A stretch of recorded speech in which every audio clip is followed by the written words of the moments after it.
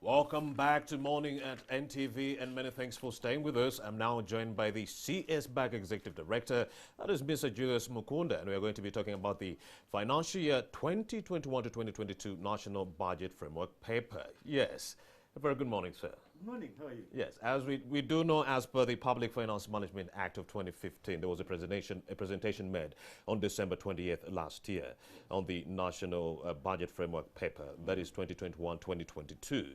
Now, we want to know from you, to what extent is it responsive to the COVID-19 demands that we are dealing with? Yeah, I mean, Happy New Year. Happy New Year, my brother. Yes. And you are telling me in confidence that at some point you had even thought COVID-19 was non-existent. Because, I mean, I was wondering, because we used to get these daily updates. On Twitter. Yes, and recently I have not been getting them, like, okay, what has happened? So what I do every morning, I make sure that I acquaint the public or our viewers with these numbers, because now there's an internet shutdown. Someone might think the disease doesn't exist anymore. So, and the way we are behaving, you might think that probably the thing has gone, but No. the thing is there. Yeah, 39,188 cases. And, Now, according to this National Budget Framework paper, do you think it is responsive to the demands that are posed by COVID-19 and the responses needed? And I think that's my biggest challenge right now, is that considering that COVID-19 had exposed us how our weak health system is in managing a pandemic of that magnitude, I would have expected that the health budget, for example, would have actually even doubled, get like 4 trillion, but it actually remained almost the same in terms of like around 2 trillion Ghana shillings. So for me is that we have not yet learned from what happened, the examples of the pandemic. I would have loved to see more funding go for ICU beds, for example. I would have loved to see more money going in terms of prevention mechanisms. You know, messages going out very strongly. We know that COVID, for example, is around nutrition. I'm glad that by the end of the last year, our nutrition policy action plan had been launched by the Prime Minister's office. I wanted to see funding specifically for that, because I think boosting our immunity is not only for COVID but for most of the diseases. So I wanted to see more of that. I wanted to see us recruiting more health workers. I wanted us to see motivating health workers who are working in this kind, not only for COVID, but preparing ourselves for this kind of pandemic. So what kind of disaster are we actually looking at if we do not implement any of this? Because I was looking at people from Mulago Hospital and they were complaining. PPEs are not there. And they were saying if you see only two doctors going into the ICU, you just know it is PPE. And it's almost now we are getting into a year with this. So if probably we had issues with the supply chain by now, if it takes us a year that we can solve that is a very big problem. So we need to boost our health financing seriously. That should not be debatable. But also we need to ensure that this mandate is there. And I think some time back I was talking about that. These issues, you see, when you account properly, it gives the appetite for somebody to give you more funding. And ever since the Ministry of Finance report came out that some funds in Ministry of under COVID were not working well, and I think we have not got a formal response from Ministry of Health that funds were being used. So not only are we supposed to fund it appropriately, but we are supposed to get the right accountability from this particular. Because there was a lot of money at some point, but then if doctors are still struggling with PPEs, then accountability has to be looked at. And if this was a report from us, they could say this is the civil society organizations. But this is a government document that came up and said, look, the way you are spending money is not the right way. You need right accountability. I can tell you, a disaster is coming. What kind of disasters? Help us understand. Because you see, most of the funding that we got were grants and loans. Indeed. And the conditions attached to that loan, number one was that there will be an audit. And to any person who gives you money and carries out an audit and finds out that misappropriation, they will freeze the money. And that takes us to the second point of our budget, that we are getting loans to finance our budget. So if somebody is going to give you money to finance your budget, you're in a problem. Because we know what happened when the OPM saga happened. All donors just froze their accounts and said, okay, first sort out yourself. You don't want that to happen in the middle of a crisis. Yes. And that's one. Number two is we've not planned for disasters properly. We know that every year happens. We know we have a problem, a long-term problem with our refugee problems. We know floods. But if you have a budget that, as of today, you will not plan for contingency funding, what are you talking about? You are saying we have the other soft arm of supplementary budget all the time. But my friend, supplementary budget distorts the budget-making process. Indeed. So these are some of the challenges that we need to fix, because COVID has taught us so many things that it's not about supplementary budgeting, it's about getting prepared. But it's like we've learned nothing from this pandemic. As of now, I can tell you, I'm not seeing a lesson we have learned. Even when we have shifted from a sector-wide approach to program-based approach, we expected that sectors now are going to say, here is one thing we are going to deliver on. But still you find KCCA wants to develop industrial parks. It's a brilliant idea. Uganda Investment Authority wants to develop industrial parks. Uganda Zonal Authority also wants to develop industrial parks. And now you begin to wonder, are we serving the same government and the same people? Or these sectors belong to different governments? So I think the incoming government now is the right time to rationalize, for example, and say, okay, guys, very nice to do industrial parks, but let's take all the industrial parks and give them to Uganda Zonal Authority, because they're the ones mandated to do that. Or we leave them out completely and then the department handles that one. So this kind of duplication also is among the key major challenges. Do you think there is hope from the 11th Parliament? We are talking about a Parliament that has burgeoned all the way to 514 MPs. You need an excess of 50 billion to feed all those MPs, Mr. Mukunda. And I'm optimistic for that. You know what comes out of that one also is that this Parliament, I'm told that it has been a hemorrhage, that the old chaps, an entire 64% of them left. So we have a new breed. That's an opportunity. A new breed, hungry for information, hungry to deliver, hungry for reforms. So I think a new breed that might be green about policy or legislation. Very good, and therefore we are going to let them know what the new policy is supposed to be, what hard decisions and questions are supposed to take. And these hard decisions, they can only be taken by these new members of Parliament. The old ones, we can say, they still had vested interests. So you say the new MPs, come on, guys.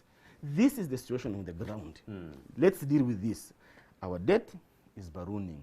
The debt is ballooning, Mr. Mukunda. The debt is Let's talk about the sustainability of the public debt stock. It has ballooned since June of 2020, all the way to 56.8 trillion Uganda shillings. Mr. Mukunda, is our debt sustainable?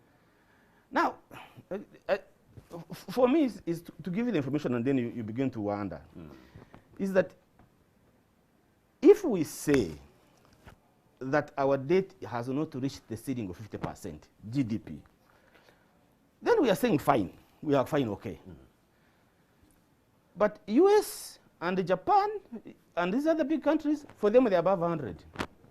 Should we get worried that they are 100, they are not likely to pay? So you find that the indicator we use to set a benchmark that we are okay is very misleading and is very soft target. The right indicator is the amount of money you have in your pocket that to be able to pay. But not looking at your neighbor.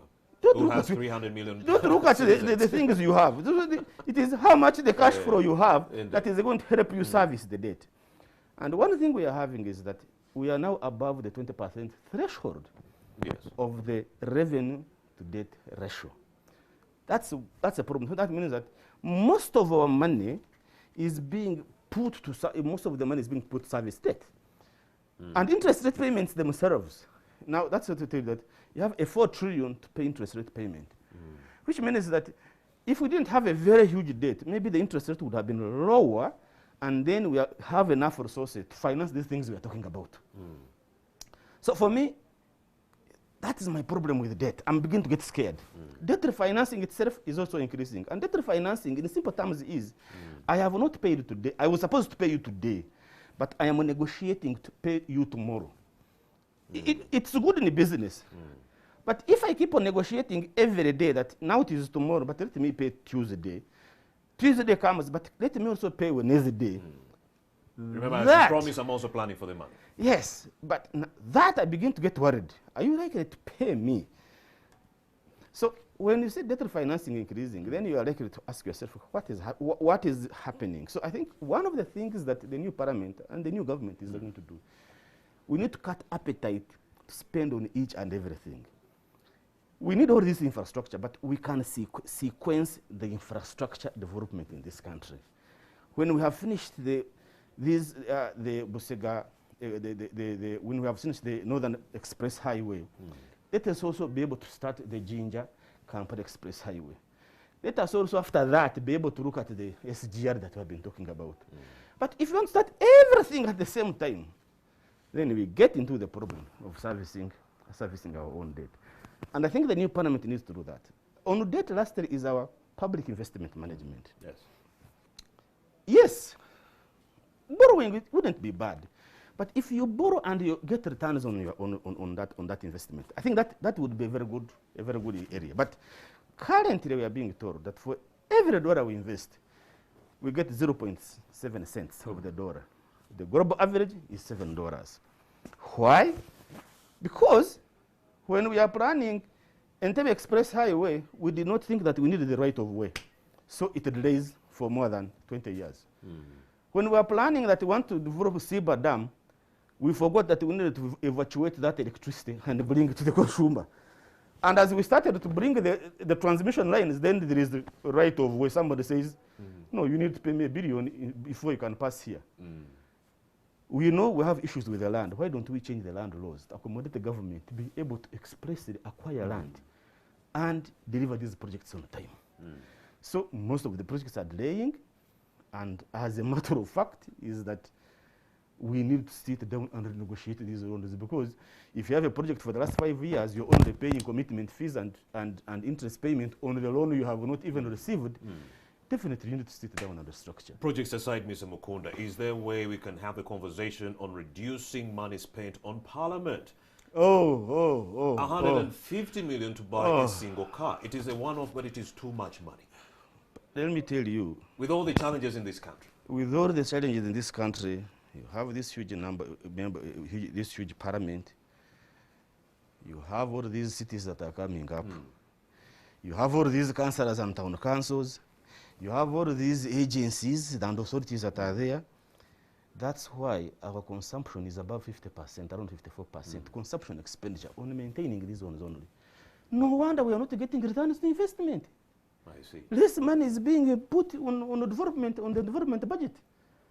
So a decision must be made. And let me tell you when they come. First thing is increase their salaries. Of course. And